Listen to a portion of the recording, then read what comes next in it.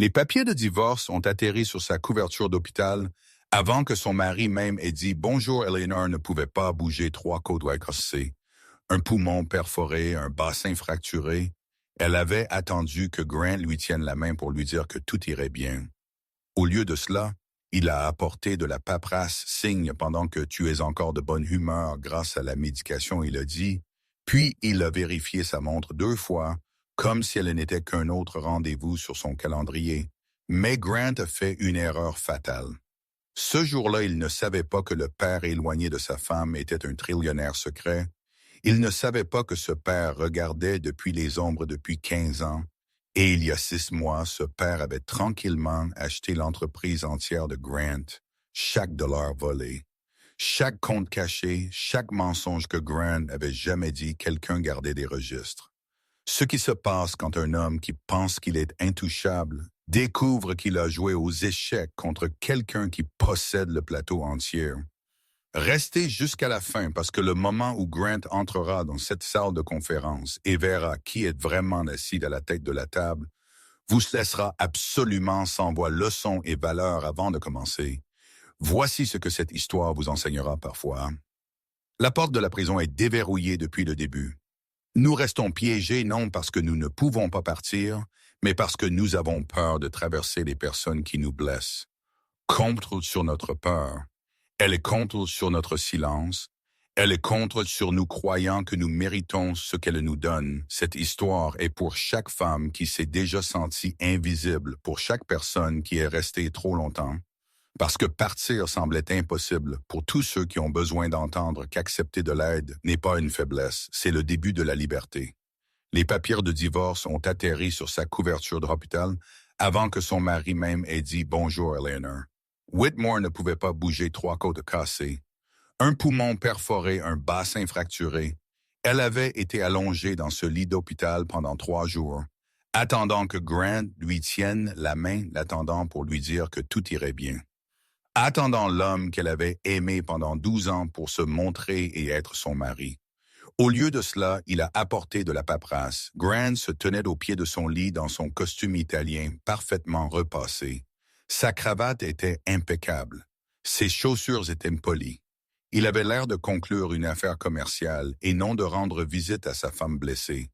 Signe pendant que tu es encore de bonne humeur grâce à la médication, il a dit, puis il a vérifié sa montre 2 fois comme si elle n'était qu'un autre rendez-vous sur son calendrier. Mais Grant Whitmore a fait une erreur fatale ce jour-là.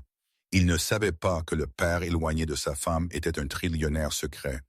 Il ne savait pas que ce père regardait depuis les ombres depuis 15 ans. Et il y a 6 mois, ce père avait tranquillement acheté l'entreprise entière de Grant. Chaque dollar volé, chaque compte caché, chaque mensonge que Grant avait jamais dit, quelqu'un gardait des registres. Ce qui se passe quand un homme qui pense qu'il est intouchable découvre qu'il a joué aux échecs contre quelqu'un qui possède le plateau entier. Ce qui se passe quand une femme qui a tout perdu trouve la force de tout reprendre, ce n'est pas juste une histoire de vengeance, c'est une histoire d'une femme qui pensait qu'elle avait besoin d'être sauvée et a découvert qu'elle avait le pouvoir de se sauver elle-même. Depuis le début, restez jusqu'à la fin, parce que le moment où Grant entrera dans cette salle de conférence et verra sa femme assise à la tête de la table, vous laissera sans voix les lumières fluorescentes bourdonner au-dessus du lit d'Eleanor.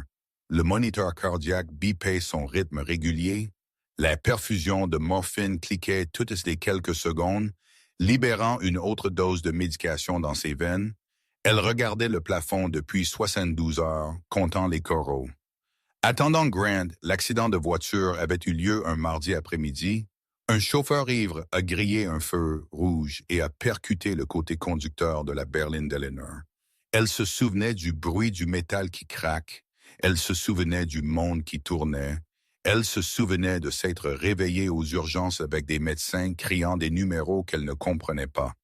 3 côtes d'histoire, c'est un poumon perforé, un bassin fracturé, 6 heures de chirurgie, un temps de récupération d'au moins 3 mois, et à travers tout cela, Grant n'était pas revenu.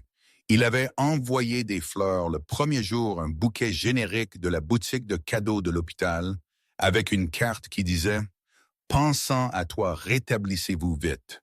Pas de signature, pas de promesse de visite. Juste des fleurs qui commençaient déjà à flétrir le deuxième jour. Il avait envoyé un message texte coincé en réunion. Nous essaierons de passer demain. Maintenant, c'était le troisième jour et Grant était enfin arrivé. Mais il n'était pas venu la réconforter. Il n'était pas venu lui tenir la main, ou lui caresser les cheveux, ou lui dire qu'il l'aimait. Il était venu mettre fin à leur mariage. Eleanor a regardé l'enveloppe de Manil sur sa couverture. Les mots nageaient devant ses yeux. Pétition de dissolution de mariage. Différence irréconciliable. Division des biens, j'ai réfléchi. Grant a dit, sa voix avait ce ton calme et mesuré qu'il utilisait dans les présentations de conseils d'administration. C'est le bon moment pour nous deux, d'aller de l'avant séparément. Eleanor a essayé de se redresser. La douleur a explosé à travers sa cage thoracique. Elle a haleté et est retombée contre les oreillers. Grant, elle a réussi à dire sa voix, est sorti rauque, craqué de désuétude. De quoi parles-tu? Il a tiré une chaise près du lit, non pas pour la réconforter, mais pour expliquer. Il s'est assis et a croisé les jambes, comme s'ils avaient une conversation décontractée autour d'un café. J'ai déjà déménagé mes affaires de la maison Bobo. Il a dit je loge au Riverside Hotel jusqu'à ce que je trouve un endroit permanent. Mon avocat a signalé toutes les sections pertinentes dans la paperasse. Vous devriez signer pendant que vous êtes encore de bonne humeur, grâce à la médication. Eleanor a ri le son. La surprise, un rire incrédule et hébété par la morphine qui a fait crier et protester ses côtes cassées.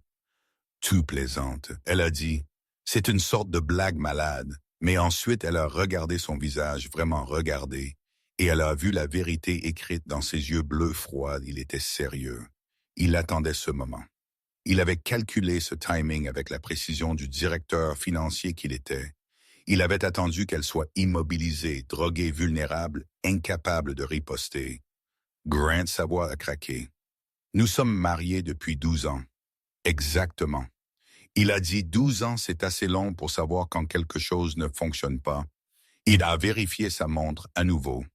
Le geste a ressemblé à une gifle. Je vous donnerai le temps de tout lire. A-t-il continué? Mon avocat a besoin des papiers signés d'ici vendredi. Cela vous donne 3 jours.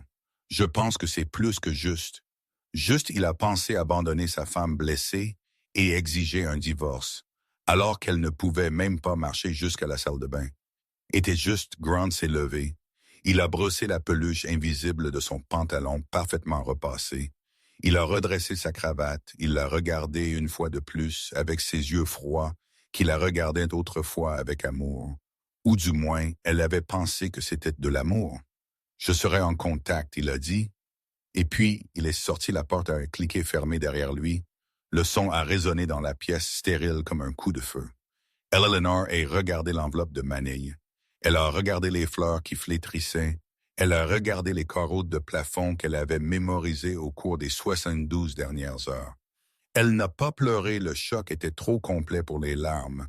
Son téléphone a vibré sur la table de chevet. Elle l'a atteint lentement, chaque mouvement envoyant de la douleur irradiant à travers son corps brisé. L'écran a montré un numéro inconnu. Le même numéro qui avait appelé 6 fois cette semaine. Elle l'avait ignoré chaque fois, supposant que c'était du spam. Cette fois, il y avait un message vocal. La transcription est apparue sur son écran, Eleanor. C'est urgent. Je sais ce que votre mari planifie. Je sais, parce que je suis celui qui le message a coupé. Eleanor a regardé l'écran. Son rythme cardiaque a augmenté. Le moniteur a bipé plus vite et une infirmière est apparue dans l'embrasure de la porte, Madame Whitmore. Tout va bien. Vos lectures viennent de monter en flèche. Je vais bien, Eleanor a dit. Le mensonge est venu automatiquement, juste un mauvais rêve. L'infirmière a vérifié ses signes vitaux, a ajusté sa médication, a gonflé son oreiller avec une efficacité pratiquée. Votre mari était ici plus tôt? L'infirmière a dit. Il n'est pas resté longtemps, il revient. Eleanor a regardé les papiers de divorce sur sa couverture. Non, elle a dit doucement, je ne pense pas qu'il le fasse quand l'infirmière est partie. La pièce est redevenue silencieuse. Eleanor a pris l'enveloppe avec des doigts tremblants. Elle a sorti la pile de papier, page après page de langage juridique, termes et conditions pour mettre fin à une vie ensemble. Elle a trouvé la page avec une flèche de post-it signe. Ici, Grant avait écrit de sa belle écriture, comme si c'était juste un autre contrat, juste un autre accord à conclure. Eleanor a pensé à leur jour de mariage, les vœux de Grant, dans la maladie et dans la santé, pour le meilleur ou pour le pire, jusqu'à ce que la mort nous sépare, apparemment. La maladie a changé les termes de l'accord, le numéro inconnu a rappelé. Eleanor a regardé le téléphone sonner 3 fois, 4 fois, 5 fois, puis il est allé à la messagerie vocale qui appelait « Que savait-il des plans de Grant ?» Et comment pouvait-il éventuellement savoir quoi que ce soit de son mariage qui s'effondrait? Elle n'avait pas de réponse, ou elle n'avait que des questions et une pile de papiers de divorce, et le sentiment de vide que toute sa vie venait de se briser en morceaux, qu'elle ne pouvait pas commencer à remettre ensemble. La morphine l'a tirée vers le sommeil, elle a lutté a essayé de penser clairement, a essayé de donner un sens à ce qui s'était passé, mais les drogues étaient plus fortes que sa volonté. Sa dernière pensée avant que l'inconscience ne la prenne était à propos du visage de Grant, la façon dont il la regardait, ou plutôt la façon dont il ne la regardait pas, comme si elle était déjà partie, comme si elle était déjà effacée, comme si elle n'avait jamais compté du tout. La lumière du matin a blessé les yeux d'Eleanor quand elle s'est réveillée, quelqu'un avait ouvert les stores. Le soleil a traversé la fenêtre comme s'il ne savait pas que son monde était fini. Elle était plus alerte. Aujourd'hui, les médecins avaient réduit sa dose de morphine, et avec la clarté est venu le poids écrasant de ce qui s'était passé. Les mots de Grant jouaient en boucle dans son esprit. C'est le bon moment pour nous deux. J'ai déjà déménagé mes affaires. Signe pendant que tu es encore de bonne humeur. La cruauté de cela, la précision calculée, il avait attendu qu'elle soit à son plus vulnérable, jusqu'à ce qu'elle ne puisse pas riposter, jusqu'à ce qu'elle ne puisse même pas se tenir sur ses 2 pieds. Ma fille, je vais le tuer, Eleanor a tourné la tête. Maureen DeLuca se tenait dans l'embrasure de la porte Mo, sa meilleure amie depuis 20 ans, une infirmière dans ce même hôpital, et à en juger par l'expression de son visage, elle savait déjà tout. Mo a fait irruption dans la pièce. Ses blouses étaient froissées d'une longue guarde et ses cheveux foncés étaient tirés en un chignon désordonné. Ses yeux bruns brillaient d'une juste fureur. Tout l'étage en parle. Mo a dit « Ce venteur est venu ici hier et t'a remis des papiers de divorce, alors que tu es allongé ici avec un poumon effondré, alors que tu peux à peine bouger. Je jure devant Dieu, Eleanor, je le trouverai et je le blesserai, Mo. » La voix d'Eleanor était faible. « Comment tu savais, chérie? C'est un hôpital, tout le monde sait tout. » En 15 minutes, Mo a tiré une chaise, elle a pris la main d'Eleanor dans les siennes. Sa prise était chaude et féroce, et exactement ce dont Eleanor avait besoin. « Dis-moi ce qui s'est passé, » Mo a dit. Chaque mot qu'il a dit, Eleanor lui a raconté l'enveloppe de manille, les explications calmes, la vérification de la montre. La date limite de vendredi. Le visage de Mo est devenu plus sombre à chaque phrase. Cet homme est un serpent. Mo a dit, et j'aurais dû te le dire. Il y a des années, le sang d'Eleanor s'est glacé me dire quoi. Mo a hésité. Elle a regardé la porte, puis de nouveau, Eleanor, quelque chose a changé dans son expression. Une décision prise. Chérie, je me suis mordu la langue pendant 3 ans. Cet homme te trompe depuis avant ton hystérectomie. La pièce a basculé. Eleanor a serré les barres du lit avec des jointures blanches, quoi. Vivian Holt cadre Jr. dans son entreprise. Je les ai vus ensemble. Eleanor, j'ai des photos. Mo est sorti son téléphone. Elle a fait défiler sa pellicule, puis elle a tourné l'écran vers Eleanor Grant et une femme dans un restaurant, leur tête proche, sa main sur son bras. La femme était plus jeune, blonde, belle, portant une robe rouge qui coûtait probablement plus que la garde-robe entière d'Eleanor. Une autre photo. La voiture de Grant Gray devant un complexe d'appartements.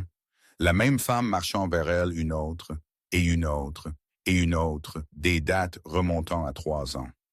Mo, Eleanor pouvait à peine respirer. « Pourquoi tu ne m'as pas dit parce que tu n'étais pas prête à l'entendre? » La voix de Mo s'est adoucie chaque fois que j'essayais d'en parler. Tu me fermais. Tu disais que Grant travaillait tard. Tu disais qu'il était stressé. Tu disais que votre mariage traversait une période difficile, mais que vous alliez vous en sortir.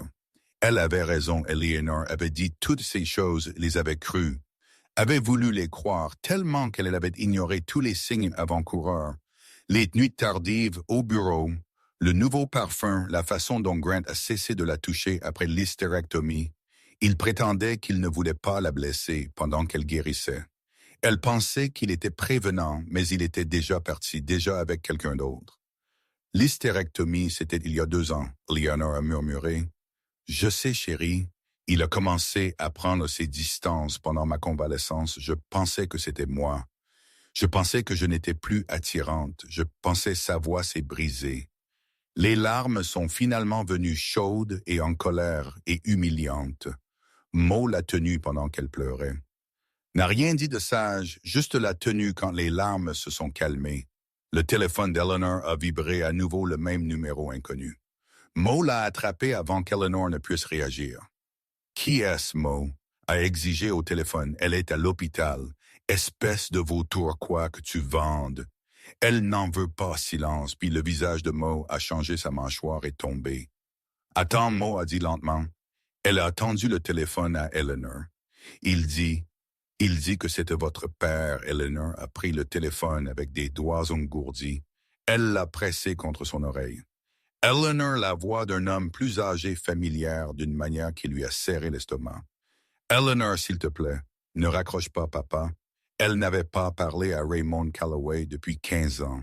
Pas depuis les funérailles de sa mère. Pas depuis qu'elle avait découvert qu'il était secrètement riche tout le temps que sa mère combattait le cancer. Tout le temps qu'il luttait pour payer les traitements. Tout le temps que sa mère est morte lentement parce qu'il ne pouvait pas se permettre les meilleurs soins. Elle, Eleanor, l'avait traité de lâche, de menteur, d'escroc. Elle avait juré de ne plus jamais lui parler, et pourtant le voilà appelant d'un numéro inconnu, appelant alors qu'elle gisait brisée dans un lit d'hôpital.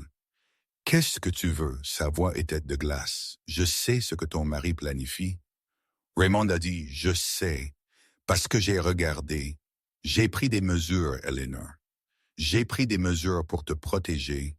Je n'ai pas besoin de ta protection. Je n'ai besoin de rien de toi, s'il te plaît. Écoute, juste ton mari a transféré de l'argent des biens matrimoniaux sur des comptes offshore. Pendant 2 ans, il prévoit de te laisser sans rien, moins que rien. Il prévoit de te laisser avec sa dette. Le cœur d'Eleanor a battu plus vite. Le moniteur a bipé plus vite. Mo a regardé avec de grands yeux. « Comment tu sais ça? » Eleanor a demandé. « Parce qu'il y a 6 mois, j'ai acheté son entreprise. Les mots n'avaient ils ne pouvaient pas avoir de sens, quoi. Whitmore Technologies, l'entreprise de Grant. Je possède la participation majoritaire par le biais d'une société écran. Grant ne sait pas, personne ne sait. Mais je sais tout ce qu'il a fait, Eleanor, chaque dollar qu'il a volé, chaque mensonge qu'il a dit. Et je peux t'aider si tu me laisses faire la main d'Eleanor a tremblé. Le téléphone a failli glisser de sa prise. Pourquoi elle a demandé « Pourquoi ferais-tu ça? » Tu ne m'as pas parlé depuis 15 ans. Tu as laissé maman mourir. Tu l'as laissé mourir alors que tu aurais pu la sauver. Pourquoi te soucierais-tu soudainement de mon mariage? Silence à l'autre bout. Puis doucement, j'ai un cancer. Eleanor, pancréatique, stade 4. J'ai peut-être 1 an et je ne voulais pas mourir avec toi. Mais détestant le téléphone est tombé de la main d'Eleanor. Il a cliqué sur la couverture de l'hôpital. La voix de Raymond a continué minuscule et distante. Eleanor. Eleanor, es-tu là, Mo? Et décroché le téléphone. Elle a dit quelque chose qu'Eleanor n'a pas pu entendre, puis elle a mis fin à l'appel. Qu'est-ce que c'était que ça, Mo a demandé? Eleanor a regardé le plafond, les coraux qu'elle avait comptés la nuit dernière. Son mari infidèle voulait un divorce, son père mourant voulait le pardon, et elle était piégée dans un lit d'hôpital, incapable de fuir l'un d'eux. « Je ne sais pas, » elle a murmuré. « Je ne sais plus rien. » Le lendemain matin, un homme qu'Eleanor ne reconnaissait pas est entré dans sa chambre d'hôpital. Il portait un costume gris cher. Il portait une maillette en cuir et il s'est présenté comme Dennis Oakley. Avocat, Je travaille pour votre père. Dennis a dit. Il a posé la maillette sur la chaise que Mo avait occupée hier. Il m'a demandé de vous apporter des documents et des explications. Le premier instinct d'Eleanor a été de le jeter dehors, de lui crier de partir, mais quelque chose l'a arrêté. Peut-être était-ce sa façon calme de parler, peut-être était-ce l'épuisement qui la pesait, peut-être avait-elle juste besoin de réponses. Parle. Elle a dit. Dennis a ouvert sa maillette, il a sorti un dossier épais de papier. Il y a 6 mois, votre père a acquis une participation majoritaire dans Whitmore Technologies. C'est l'entreprise de votre mari. Il l'a fait par le biais d'une société écran appelée Callaway Holdings. L'acquisition était entièrement légale et entièrement secrète. Pourquoi Eleanor a demandé pourquoi achèterait-il l'entreprise de Grant? Parce qu'il y a 3 ans, votre père a engagé des détectives privés pour vous surveiller à distance. Il voulait savoir que vous étiez en sécurité. Que vous étiez heureuse. Dennis a fait une pause. Il a regardé Eleanor avec quelque chose qui ressemblait à de la sympathie dans ses yeux professionnels. Il a découvert que vous n'étiez ni l'un ni l'autre. 3 ans, la même durée pendant laquelle Grant avait sa liaison. La même durée pendant laquelle Eleanor s'était dit que tout allait bien. Les enquêteurs ont trouvé des preuves de l'infidélité de votre mari. Dennis a continué. Ils ont également trouvé des preuves de malversation financière. Votre mari a détourné de l'argent de sa propre entreprise de petites sommes, au début puis de plus grandes. Il a caché l'argent sur des comptes offshore, des comptes qu'il a ouverts en utilisant votre nom à votre insu. Eleanor s'est sentie malade, mon nom. Si le détournement est découvert, vous seriez impliqué, vous. Eusphériez, potentiellement face à des accusations criminelles. Votre mari vous a préparé à prendre la responsabilité de ces crimes. La pièce a tourné et Leonard a serré les bords du lit. Ce n'est pas possible.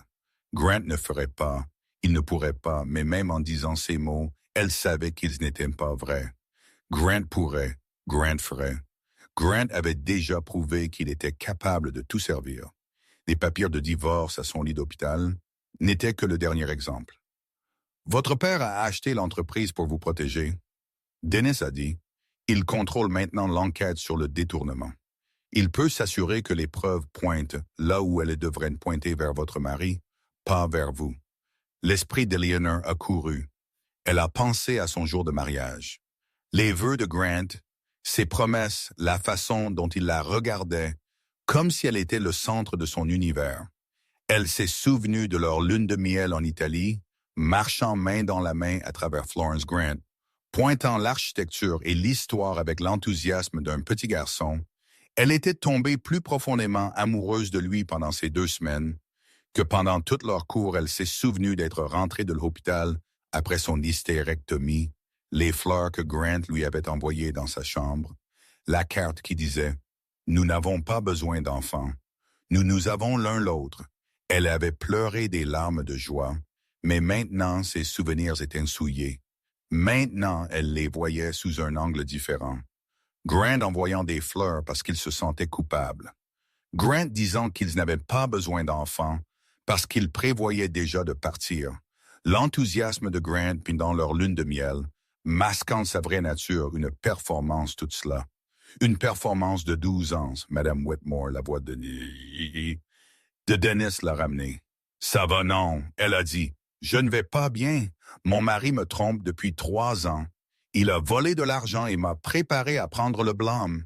Il m'a servi des papiers de divorce, alors que je peux à peine respirer. Et maintenant vous me dites que mon père éloigné me surveille tout ce temps comme une sorte d'ange gardien. Il préfère le terme « parent concerné ». Il a laissé ma mère mourir.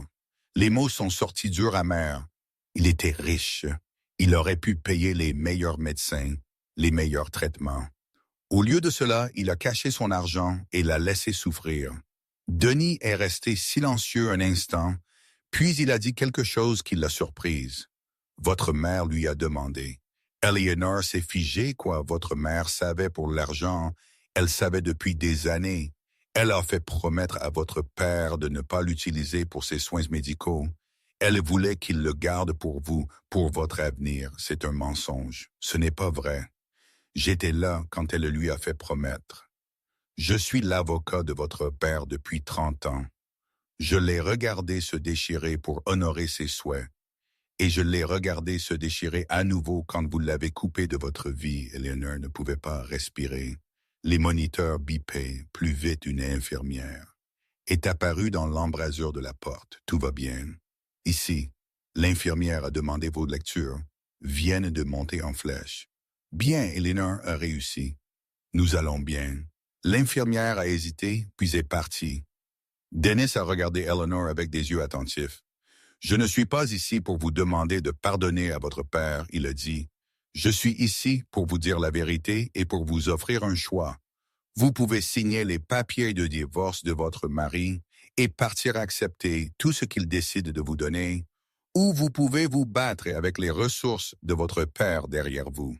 Je ne veux pas de ses ressources, je ne veux pas de son aide. Alors qu'est-ce que tu veux? La question était restée en suspens. Elle ne savait plus. Elle avait voulu un mariage heureux.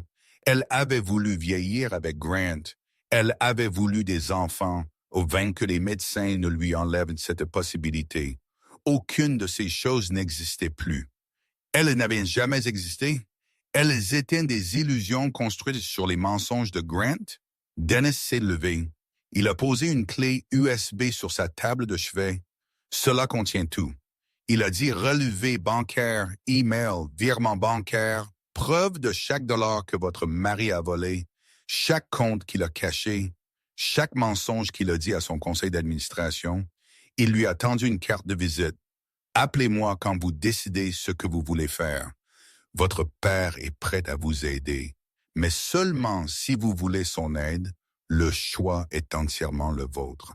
Il a quitté la pièce. La porte a cliqué, fermée derrière lui.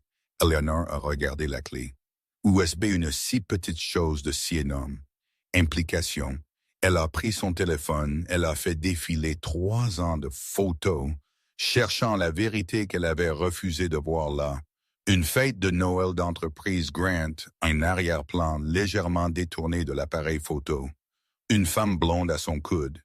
Vivian Holt là un week-end à Napa Valley Grant, vérifiant son téléphone, pendant qu'Eleanor posait avec un verre de vin, son expression distante, son esprit ailleurs là leur dîner d'anniversaire.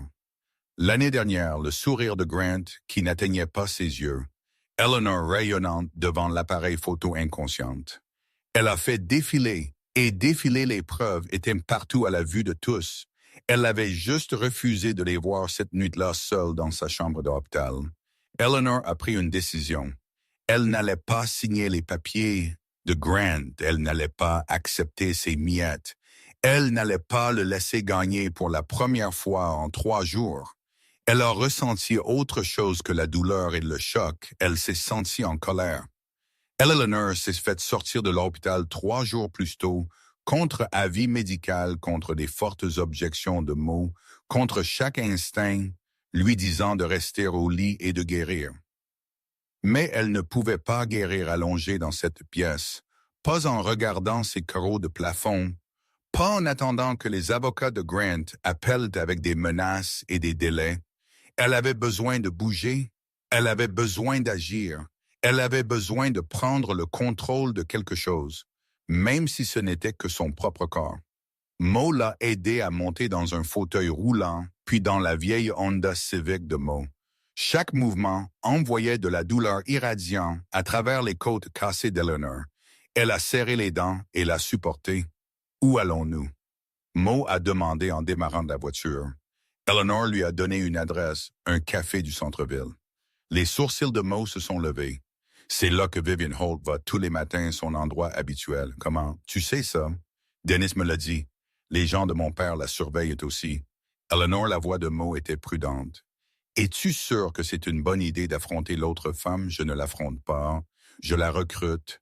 Le café était petit et haut de gamme, le genre d'endroit qui servait des lattes à 8$ et des pâtisseries biologiques. Eleanor s'est assise à une table de coin avec sa déambulateur à côté d'elle. Mo attendait dans la voiture, prête à intervenir si les choses tournaient mal. Vivian Holt est entrée à exactement 8h15. Blonde, belle, plus jeune qu'Eleanor de 4 ans, elle portait une robe sur mesure et se portait avec confiance. Elle avait l'air d'une femme qui avait tout compris jusqu'à ce qu'elle voie Eleanor. Alors son visage est devenu pâle, Eleanor lui a fait signe. Vivian a hésité à la porte un instant, Eleanor, et pensé qu'elle s'enfuirait. Mais ensuite, quelque chose a changé dans son expression. Une décision prise, elle a marché jusqu'à la table d'Eleanor et s'est assise. Je me demandais quand tu me trouverais. Vivian a dit, tu t'attendais à ça, je m'attendais à quelque chose. La femme de Grant qui apparaît dans mon café semblait inévitable. Eleanor a étudié la femme en face d'elle, cherchant de la suffisance du triomphe, le sourire satisfait d'une maîtresse qui avait gagné. Elle n'a trouvé aucune de ces choses. Au lieu de cela, elle a vu de la peur de l'épuisement et quelque chose qui ressemblait presque à du soulagement. Tu n'es pas ce à quoi je m'attendais. Eleanor a dit, toi non plus. Vivian a jeté un coup d'œil à la déambulateur d'Eleanor, à la façon prudente dont elle était assise.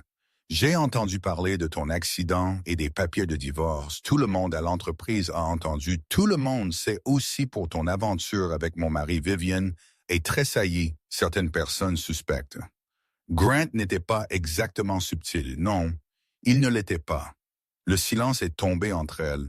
Un barista a appelé la commande de quelqu'un. Une machine à espresso a sifflé et a vaporisé. Je ne savais pas qu'il était marié. Vivian a dit doucement, pas. Au début, il m'a dit qu'il était divorcé au moment où j'ai appris la vérité. J'étais déjà trop impliqué. Quelque chose a changé dans la compréhension d'Eleanor. Elle était venue ici s'attendant à détester cette femme, s'attendant à trouver une méchante. Au lieu de cela, elle trouvait une autre victime. Tu as essayé d'y mettre fin. Eleanor a dit, ce n'était pas une question 3 fois. Les mains de Vivian tremblaient autour de sa tasse de café, et chaque fois il m'a menacé mon emploi, ma réputation, ma carrière. Il a dit qu'il me détruirait si jamais je parlais de nous. Eleanor s'est penchée. C'était pour ça qu'elle était venue, quoi d'autre. Il t'a menacé. Vivian a regardé autour du café, s'assurant que personne n'écoutait, puis elle s'est penchée près. Grant m'a utilisé pour déplacer de l'argent. Elle a murmuré des comptes à mon nom pour lesquels je ne me suis jamais inscrite, des virements bancaires via ma banque que je n'ai jamais autorisés si quelqu'un enquête sur le détournement. Mon nom est partout. Je pourrais aller en prison. Eleanor pour des crimes que je n'ai pas commis. Eleanor a senti les pièces se mettre en place. Grant n'avait pas juste eu une liaison. Il avait utilisé Vivian de la même manière qu'il avait utilisé Eleanor. Un autre pion, un autre bouc émissaire, une autre personne à blâmer quand son château de cartes s'effondrait. Tu as des preuves? Eleanor a demandé. J'ai tout relevé, bancaire, email, enregistrement. Je les collectionne depuis des mois, essayant de trouver comment m'en sortir sans sombrer avec lui. Pourquoi n'es-tu pas allé à la police? Parce que Grant m'a menacé. La voix de Vivian a baissé encore plus. Il a dit que si jamais je parlais, il s'assurerait que je prenne le blâme pour tout. Il a dit qu'il avait des relations des avocats, des gens qui pourraient me détruire. Je l'ai cru. Eleanor a pensé à la clé USB dans sa poche, les preuves que son père avait collectées, des preuves qui pourraient les disculper toutes les deux et enterrer Grant pour toujours. Et si je te disais qu'il y avait un autre moyen, Eleanor a dit un moyen d'exposer Grant sans que ni l'un ni l'autre ne prennent le blâme. Les yeux de Vivian se sont élargis. Comment mon père possède l'entreprise de Grant ne sait pas, personne ne sait, mais mon père a accès à tout chaque document, chaque transaction, chaque mensonge que Grant a jamais dit. Les mots sont restés en suspens. Vivian a regardé Eleanor comme si elle parlait une langue étrangère. Votre père possède Whitmore Technologies. Participation majoritaire par le biais d'une société écran. Ce n'est pas possible. La société mère est un conglomérat européen. Callaway Holdings ou quelque chose. Callaway est mon nom de jeune fille. La bouche de Vivian est tombée. Elle s'est assise sur sa chaise, son café oublié entre elles. Pourquoi me dis-tu ça, Vivian a finalement demandé. Parce que j'ai besoin de tes preuves, les choses que tu as collectées pour ajouter à ce que mon père a déjà. Et en retour, je m'assure que l'enquête blanchit ton nom. Chaque document que tu as été forcé de signer est retracé à la falsification de Grant. Chaque compte à ton nom est connecté à son activité criminelle. Tu t'en sors indemne. Ça a l'air trop beau pour être vrai. Peut-être que ça l'est. Mais je l'offre quand même. Vivian a fouillé dans son sac à main. Elle a sorti une petite clé USB identique à celle que le père d'Eleanor lui avait donnée. Je la porte avec moi tous les jours depuis 6 mois. Vivian a dit attendant la bonne personne à qui la donner, attendant quelqu'un qui pourrait réellement faire quelque chose avec elle. Elle a fait glisser la clé USB sur la table. Je ne fais pas ça pour toi, Vivian a dit. Je fais ça parce que je ne vais pas en prison pour cet homme. Eleanor a pris la clé USB. Elle semblait plus lourde qu'elle ne devrait des années de preuves. Preuve des crimes de Grant. La clé de sa liberté. Merci, Eleanor a dit. Ne me remercie pas encore. Grant est dangereux quand il est acculé. Quoi que vous planifiez, soyez prudente. Eleanor a rangé la clé USB. Elle a tendu la main pour sa déambulateur. Une autre question, elle a dit. L'as-tu déjà aimé, Grant? Était-ce réel pour toi? Vivian est restée silencieuse un long moment, puis elle a secoué la tête. Je pensais que oui au début, mais on ne peut pas aimer quelqu'un qui n'existe pas. Grant ne m'a montré qu'un personnage, un rôle qu'il jouait. Le vrai Grant est celui qui sert ses intérêts sur le moment. J'étais utile pour lui, c'est tout. Et quand j'ai cessé d'être utile, il m'aurait jeté aussitôt comme il essaie de te jeter. Vivian s'est levée pour ce que ça vaut. Je suis désolé pour tout ça d'avoir fait partie de ça sans le savoir, de ne pas être venu te voir plus tôt.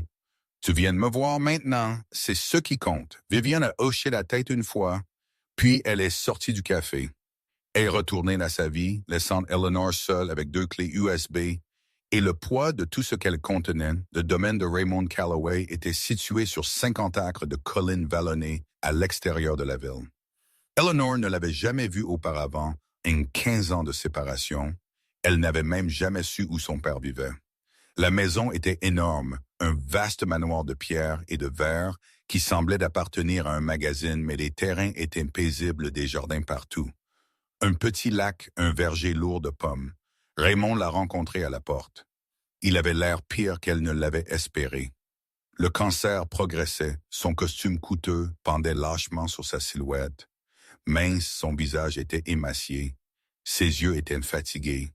Mais c'était ses yeux le même vert noisette qu'elle voyait dans le miroir tous les jours. Merci d'être venu. Il a dit merci de ne pas m'avoir menti. Il l'a conduite à travers la maison jusqu'à un bureau tapissé de livres. Un feu crépitait dans la cheminée, même s'il était la fin du printemps. Eleanor s'est installée dans un fauteuil en cuir. Son corps lui faisait mal du voyage. Dennis me dit que ta rencontre avec Vivian s'est bien passée. Raymond a dit ça dépend de ta définition de bien. Elle m'a donné ses preuves, elle est prête à coopérer bien. C'est important. Eleanor a étudié le visage de son père, cherchant le méchant qu'elle avait créé dans son esprit. Il y a 15 ans, cherchant l'homme qui avait laissé sa mère mourir. Elle n'a trouvé qu'un vieil homme fatigué, un homme mourant, un homme qui la regardait avec quelque chose qui aurait pu être de l'espoir. Je dois savoir la vérité. Eleanor a dit à propos de maman, à propos de tout. Dennis a dit qu'elle savait pour l'argent qu'elle t'a fait promettre de ne pas l'utiliser pour son traitement. Est-ce vrai? Raymond est resté silencieux. Un long moment, il a regardé le feu. Oui, il a finalement dit c'est vrai. Pourquoi? Pourquoi ferait-elle ça? Parce qu'elle savait d'où venait l'argent. Il s'est tourné pour lui faire face. Ses yeux étaient humides. Je n'ai pas toujours été un homme bon. Eleanor, dans ma jeunesse, j'ai fait des choses dont je ne suis pas fier, des décisions commerciales qui ont blessé des gens, des concurrents, que j'ai détruits, des partenaires que j'ai trahis. Ta mère savait tout cela. Elle est restée avec moi quand même. Mais elle a mis une limite à l'utilisation de cet argent pour prolonger sa propre vie. Elle a dit que c'était de l'argent sale qu'elle préférerait mourir plutôt que d'en bénéficier. Et tu as juste accepté ça. Tu l'as juste laissé mourir. Quel choix, avait-je. La voix de Raymond a craqué. C'était ma femme. Elle m'a fait promettre sur tout ce que je tenais pour sacré. Elle m'a fait jurer que j'honorerais ses souhaits. Et je l'ai fait, même si ça m'a détruit, même si je l'ai regretté. Chaque jour depuis. Eleanor a senti des larmes menacées. Elle les a ravalées, si tu veux. Me haïr, tu en as tout le droit. Raymond a continué. Je me hais. Je me suis haï pendant 15 ans. Mais ta mère voulait autre chose de moi. Elle voulait que je te surveille. que je te protège à distance, que j'intervienne seulement si tu avais vraiment besoin d'aide. Il a fouillé dans son tiroir de bureau, a sorti une pile d'enveloppes, de vieilles enveloppes jaunies, par l'âge liées ensemble avec un ruban décoloré. Ce sont ses lettres. Raymond a dit, elle les a écrites pour toi au fil des ans. Chaque fois que quelque chose d'important arrivait, ta remise de diplôme, ton mariage, quand tu as eu ta promotion, au travail, elle t'a écrit même si elle savait qu'elle ne serait pas là pour voir tout ça. Eleanor a pris les lettres avec des mains tremblantes. Elle m'a demandé de les garder jusqu'à ce que tu sois prête. Raymond a continué. J'ai attendu 15 ans pour savoir si c'est le moment. Eleanor a détaché le ruban.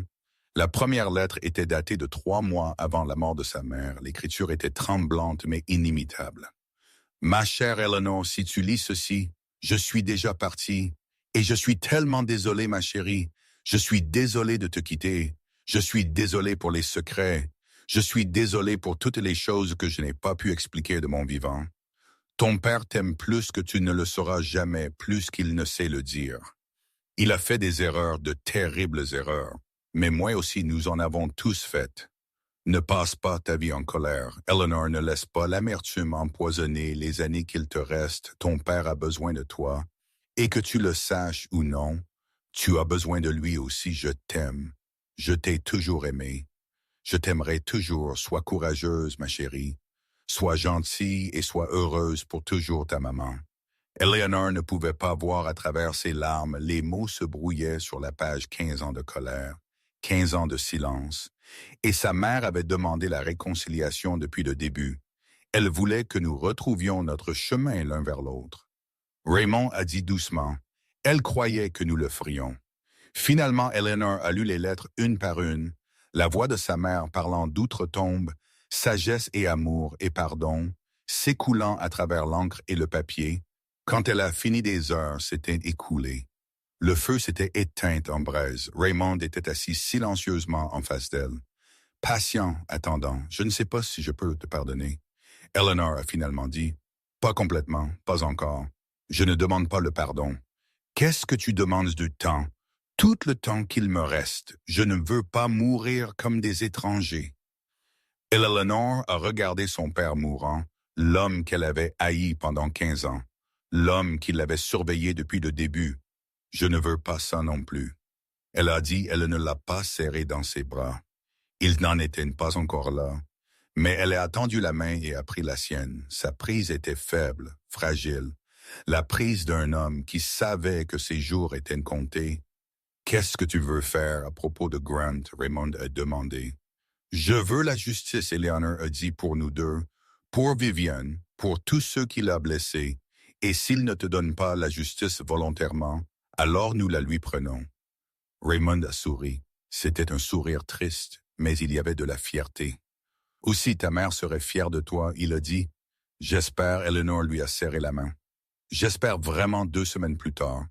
Eleanor a rencontré Grant pour dîner son choix de restaurant, son choix d'heure, il pensait qu'il contrôlait. Il ne contrôlait pas, Eleanor est arrivée la première. Elle avait choisi sa tenue avec soin. Une robe bleu marine qui la faisait paraître confiante, les boucles d'oreilles en perles de sa mère, des talons qui faisaient mal à son bassin encore en guérison, chaque pièce sélectionnée comme une armure pour la bataille à venir, elle. Pouvait marcher maintenant, sans la déambulateur lentement, douloureusement, mais sur ses 2 pieds ça comptait. Grant était entré à 7 heures précises. Il portait son sourire charmant comme un masque. Il lui a embrassé la joue, comme s'ils étaient de vieux amis. Qui se retrouvait, il a commandé une bouteille de vin sans demander ce qu'elle voulait. Il faisait toujours ça. Tu as bonne mine, Grant, a dit bien mieux que quand je t'ai vu à l'hôpital. Merci, je guéris. Je suis content que tu aies voulu me rencontrer. Je pense que nous devrions gérer ça comme des adultes. Pas de drame, pas d'avocat qui prolonge les choses. Une rupture nette. Eleanor a siroté son vin. C'était un bon millésime. Grant avait toujours un excellent goût pour le vin. Un goût terrible pour la moralité, mais un excellent goût pour le vin. J'ai demandé à mon avocat de rédiger une offre de règlement révisée. Grant a continué plus généreuse que l'original. Je pense que tu la trouveras juste Combien généreuse la maison. Ta voiture a assez pour couvrir tes frais médicaux. C'est plus que raisonnable, Eleanor. Plus que raisonnable. Il lui offrait des miettes d'une table qu'il avait secrètement nettoyée pendant des années, des comptes offshore, des actifs cachés, de l'argent volé, et il pensait qu'elle lui serait reconnaissante de sa générosité. J'ai réfléchi à notre mariage, Eleanor a dit. Toutes les 12 années, j'ai réfléchi à quand tu as changé. Était-ce graduel ou y a-t-il eu un moment? Je suis curieuse. Le sourire de Grant a vacillé. Ce n'était pas le script qu'elle avait préparé. Qu'est-ce que tu veux dire? Je veux dire, quand as-tu décidé que je n'étais pas assez? Quand as-tu commencé à planifier ta stratégie de sortie? Quand as-tu commencé à coucher avec Viviane? Son visage s'est devenu pâle, juste une seconde, puis le masque s'est remis en place. Eleanor, je ne sais pas ce que tu as entendu, mais j'ai tout entendu, Grant. J'ai tout vu, des photos de toi et Viviane, des relevés bancaires de comptes dont je ne connaissais pas l'existence, des emails entre toi et ton avocat, planifiant comment me laisser sans rien. Ce n'est pas. J'ai aussi eu des conversations intéressantes avec mon père dernièrement. Tu te souviens de Raymond? Tu l'as rencontré à notre mariage. Il s'est tellement intéressé à ta carrière récemment. Surtout ton travail chez Whitmore Technologies. Grant a posé son verre de vin. Sa main tremblait, ton père. Tu ne lui as pas parlé depuis des années. Nous nous reconnectons. Il a été très utile, très informatif. Eleanor s'est penchée, regardant son visage, savourant le moment. Savais-tu qu'il suivait tes comptes offshore, chaque virement bancaire, chaque fausse facture, chaque dollar que tu as volé à ta propre entreprise? La couleur a complètement fui le visage de Grant pour la première fois depuis qu'elle le connaissait. Il avait l'air vraiment effrayé.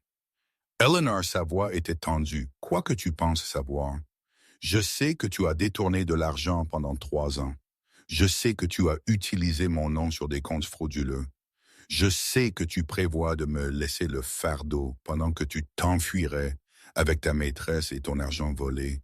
C'est absurde, tu ne peux rien prouver de tout ça. En fait, je peux. Viviane a été très coopérative. Elle avait toute une collection de preuves. Ça correspond parfaitement à ce que les enquêteurs de mon père ont trouvé la mâchoire de Grant. C'est serré son masque charmant, c'est complètement effondré. Qu'est-ce que tu veux, a-t-il demandé. Je veux un règlement de divorce équitable. Un compte rendu précis de nos biens matrimoniaux, la moitié de tout y compris, l'argent que tu as caché, et si je refuse, Eleanor a souri. Ce n'était pas un joli sourire. Alors mon père remet ses preuves au FBI et tu passes les 10 à 15 prochaines années en prison fédérale. Ton choix, Grant, elle s'est levée. Chaque mouvement envoyait de la douleur à travers ses os en guérison, mais elle ne l'a pas montré. Elle a pris son sac à main. Elle a laissé un billet de 20 $ sur la table pour le vin. Je serai en contact, elle a dit. Oh, et Grant, ta date limite est vendredi. Je pense que c'est plus que juste elle est sortie du restaurant derrière elle. Elle a entendu Grant l'appeler, exigeant qu'elle revienne, menaçant, suppliant. Elle n'a pas regardé en arrière. Mo attendait sur le parking. Elle a jeté un coup d'œil au visage d'Eleanor et a souri. Comment ça s'est passé? Je l'ai fait transpirer. Bien, il mérite de transpirer. Il mérite bien pire que transpirer. Eleanor était montée dans la voiture. L'adrénaline s'est estompée. Ses mains ont commencé à trembler. Je n'arrive pas à croire que j'ai fait ça. Elle a dit, je n'arrive pas à croire que j'ai menacé mon mari de prison. Fédéral, ex-mari, bientôt ex-mari. N'est-ce pas? Bientôt ex-mari. Eleanor a ri le son. La surprise, ça faisait du bien. Mo a démarré la voiture. Où allons-nous maintenant, le domaine de mon père? Nous avons du travail à faire. Grant n'a pas cédé tranquillement 3 jours après la confrontation au restaurant. Eleanor a reçu une lettre recommandée de ses avocats, pas une offre de règlement. Une menace. Grant prétendait qu'elle était impliquée dans le détournement, que les comptes offshore étaient son idée, qu'elle l'avait manipulé dans le stratagème et qu'elle essayait maintenant de le piéger pour couvrir sa propre culpabilité. Il la poursuivait également pour la propriété exclusive de la maison, la pleine garde de leurs biens et le remboursement du stress émotionnel que ces fausses accusations lui avaient causé. Eleanor a lu la lettre 3 fois. Chaque fois, son sang s'est glacé. Il redouble d'efforts. Elle a dit à Dennis, « Il essaie vraiment de faire de moi le méchant. » C'était toujours son plan. Dennis a répondu s'il ne pouvait pas échapper à l'enquête. Il vous entraînerait avec lui. La question est de savoir si quelqu'un le croira.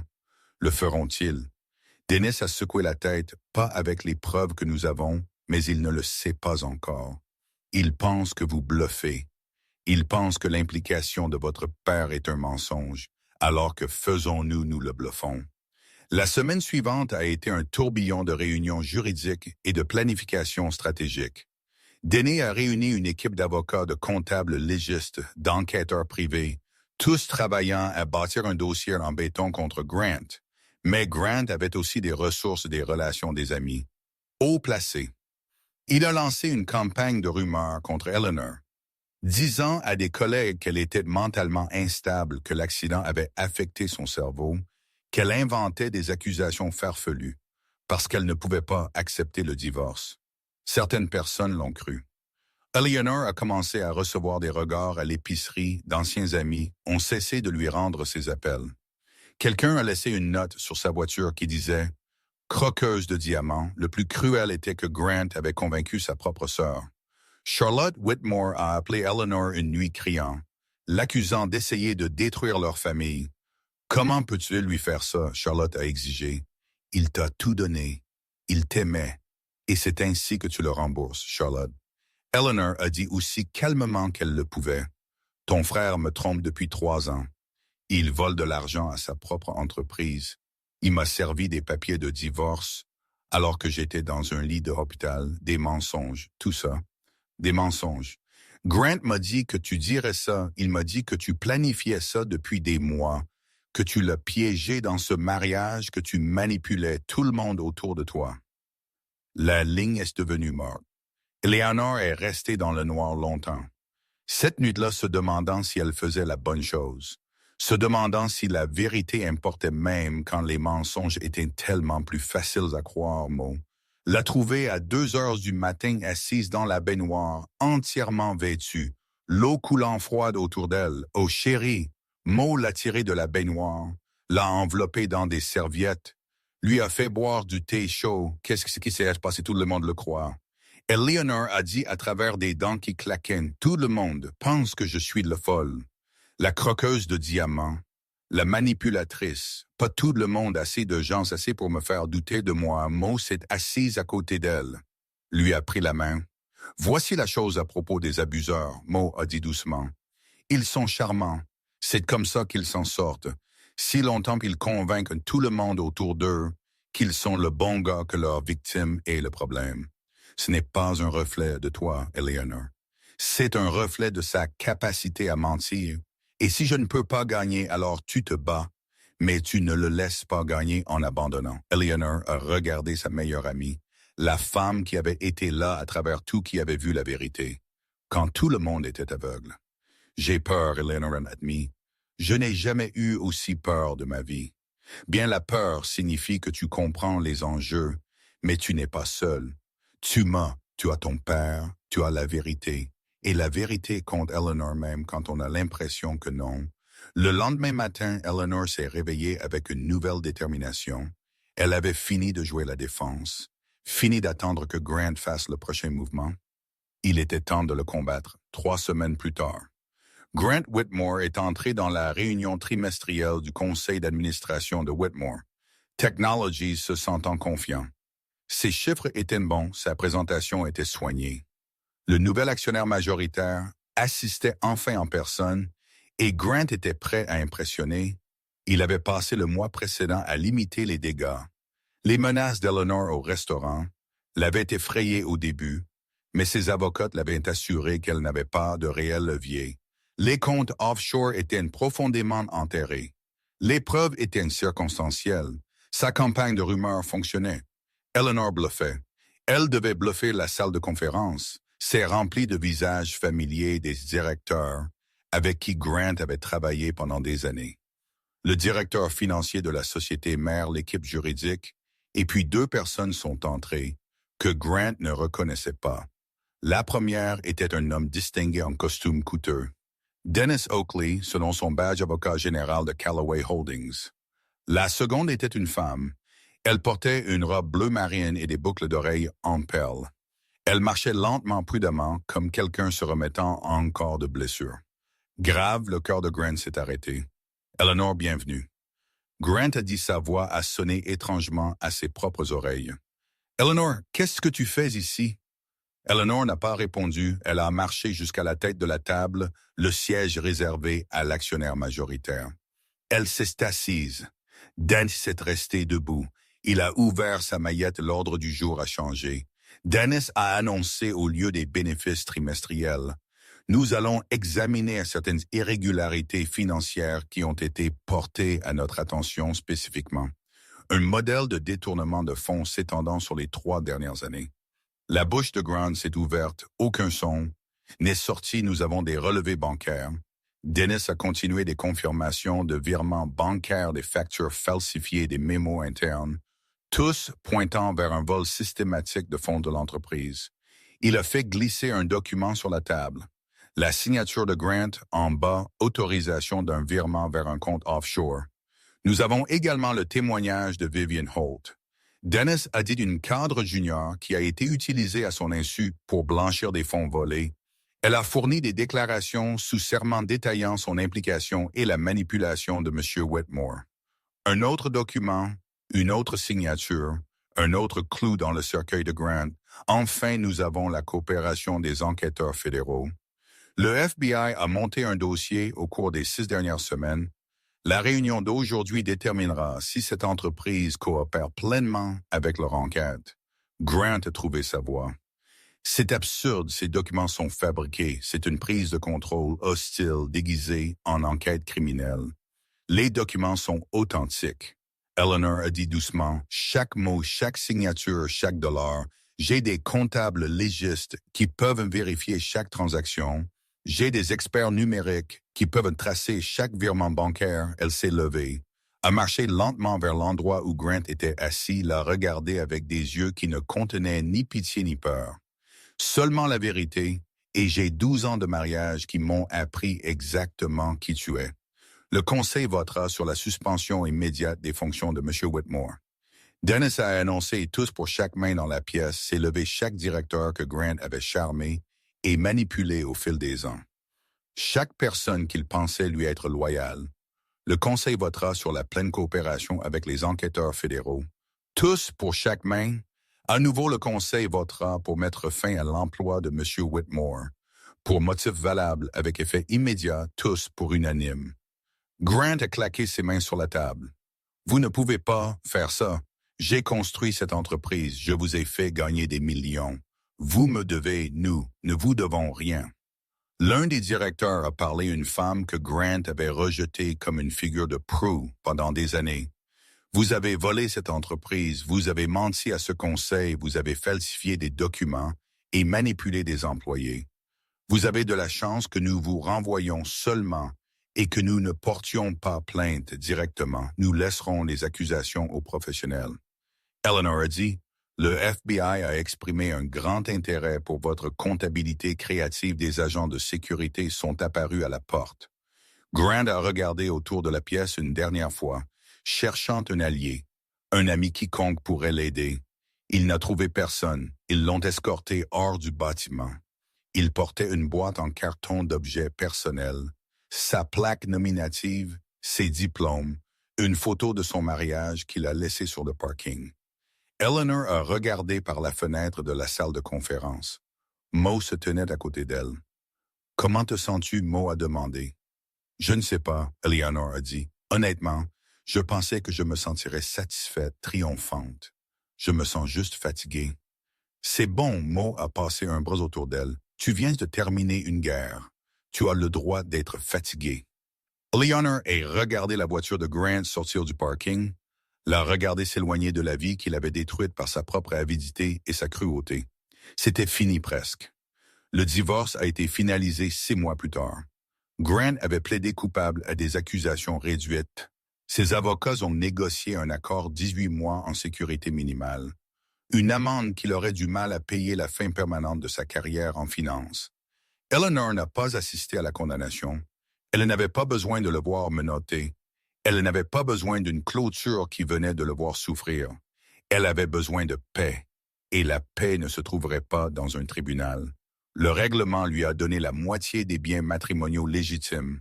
La maison, sa voiture, assez d'argent pour recommencer les fonds volés, ont été récupérés et rendus à l'entreprise. Le nom de Vivian Holt a été complètement blanchi. Elle a déménagé à Seattle après cela a recommencé dans une autre industrie. Charlotte Whitmore l'a contacté 2 mois après le procès. Un message vocal en larmes, s'excusant pour tout ce qu'elle avait dit, mendiant le pardon. Léonore l'a rappelé. Elles se sont rencontrées pour un café. C'était maladroit, au début douloureux. Mais Charlotte était sincèrement désolée, elle n'avait pas connu la vérité sur son frère. Elle avait cru ses mensonges comme tout le monde croyait ses mensonges. Elles sont devenues amies, des amies improbables. Mais parfois, les personnes qui vous comprenaient le mieux étaient celles qui partageaient l'agresseur. Le cancer de Raymond a continué à progresser, mais la relation entre père et fille a continué de grandir. Eleanor visitait tous les dimanches. Ils s'asseyaient dans son bureau, lisaient les lettres de sa mère ensemble, parlaient du passé et de l'avenir et de tout le reste. J'ai réfléchi à ce que je veux faire ensuite. Eleanor lui a dit lors d'une de leurs visites du dimanche, avec ma vie, je veux dire, et qu'as-tu décidé? Je retourne au travail, mon ancien emploi. Ils m'ont offert une promotion, en fait. Raymond a levé un sourcil, pas intéressé à prendre le contrôle de mon empire. Eleanor a ri, pas du tout. Je ne suis pas un magnat des affaires. Je suis une directrice marketing qui est bonne dans son travail et aime ses collègues et veut rentrer à 5 heures pour promener son chien. Tu as un chien? J'en prenne un sauvetage. Je l'ai déjà trouvé au refuge. Son nom est Biscuit. Raymond a souri un vrai sourire qui a atteint ses yeux fatigués. Ta mère approuverait. Elle a toujours voulu que tu aies un chien, je sais. Elle l'a mentionné dans une de ses lettres. Ils se sont assis dans un silence confortable. Le genre de silence qui n'avait pas besoin d'être rempli. Le genre qui venait de la compréhension. Je suis fier de toi, Raymond. Dis pas à cause de Grant, pas à cause de tout ça. Je suis fier de qui tu es devenu. Eleanor a senti des larmes menacées. Elle les a ravalées. J'essaie. Elle a dit chaque jour, j'essaie de savoir qui je suis sans être la femme de quelqu'un, la déception de quelqu'un, la victime de quelqu'un. Tu n'as jamais été aucune de ces choses. Pas vraiment. Tu as toujours été Eleanor. Tu as juste oublié. Pendant un moment, elle a tendu la main et a pris la sienne. Sa prise était plus faible qu'elle ne l'avait été 3 mois auparavant, le cancer gagnait. Mais ses yeux étaient en paix.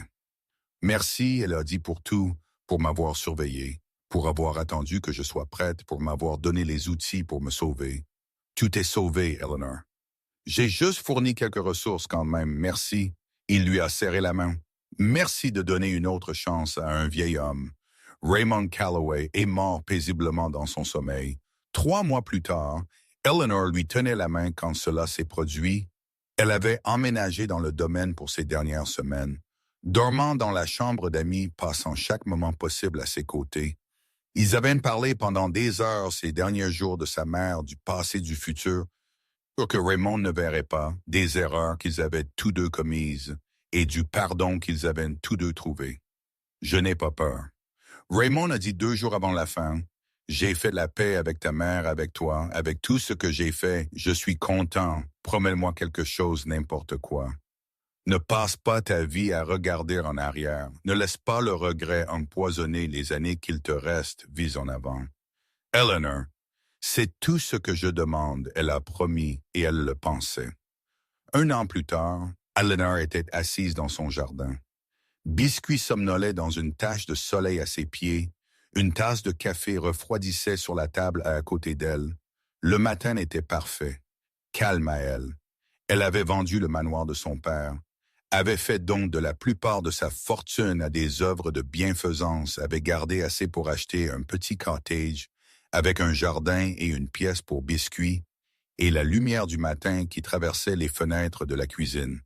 L'entreprise que Raymond avait construite était entre de bonnes mains. Elle avait embauché un PDG en qui elle avait confiance, quelqu'un qui partageait ses valeurs en matière d'éthique commerciale et de dons caritatifs. Elle siégeait au conseil mais ne gérait pas les opérations quotidiennes. Ce n'était pas sa vocation. Sa vocation était plus petite, plus calme. Une maison avec un jardin et un chien et un emploi qui la mettait au défi, sans la consumer des amis, qui étaient devenus de la famille. Une paix pour laquelle elle s'était battue et qu'elle avait gagné mot, allait se marier le mois prochain. Eleanor était la demoiselle d'honneur.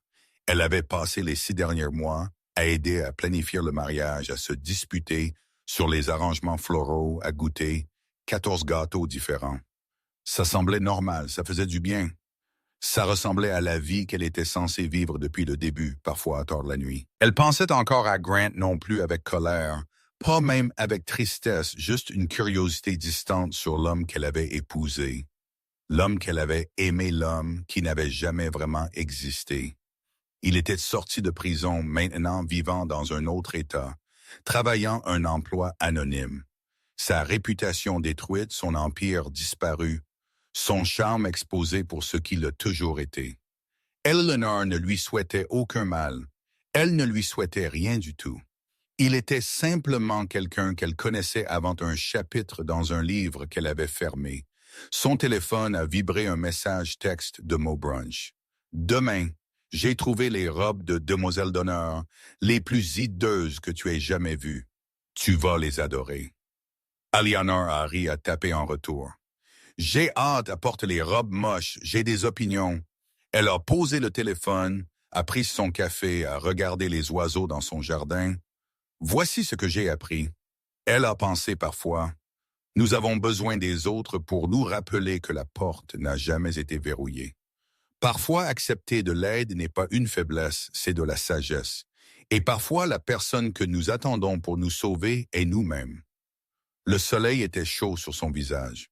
Biscuit s'est étiré, a bâillé et s'est rendormi quelque part au loin. Une cloche d'église a sonné l'heure. Eleanor a souri. Elle a pensé aux lettres de sa mère à tous les moments dont sa mère avait écrit sans être là pour les voir, la remise de diplôme, le mariage, les promotions, et maintenant ceci. Un matin tranquille dans un jardin, une tasse de café, un chien de sauvetage nommé Biscuit, une vie reconstruite sur les cendres de la trahison. Je l'ai fait. Maman Eleanor a murmuré. J'ai retrouvé mon chemin. La brise a agité les fleurs, les oiseaux ont chanté leur chant du matin, et Eleanor Calloway était assise dans son jardin entière guérie libre. Non pas parce que quelqu'un l'avait sauvée, mais parce qu'elle avait appris à se sauver elle-même. Si vous vous êtes déjà senti seul dans votre lutte, vous n'êtes plus seul. Cette chaîne est votre communauté. Si cette histoire touche votre cœur, laissez un commentaire ci-dessous. Partagez votre propre expérience, vos mots pourraient être exactement ce que quelqu'un d'autre a besoin d'entendre aujourd'hui. Appuyez sur ce bouton d'abonnement et activez les notifications chaque semaine. Nous vous apportons des histoires de force de survie et de transformation. Comme cette vidéo, si vous croyez que chaque femme mérite de connaître sa valeur, partagez-la avec quelqu'un qui a besoin d'entendre ce message aujourd'hui. Maintenant que l'histoire commence, clause de non-responsabilité, ce contenu a été soigneusement recherché, développé et édité manuellement par notre équipe pour livrer des histoires significatives avec de précieuses leçons de vie. Chaque personnage, chaque scène et chaque mot ont été conçus pour inspirer, responsabiliser et vous rappeler que peu importe à quel point le chapitre est sombre, votre histoire n'est pas terminée. Merci de faire partie de notre communauté.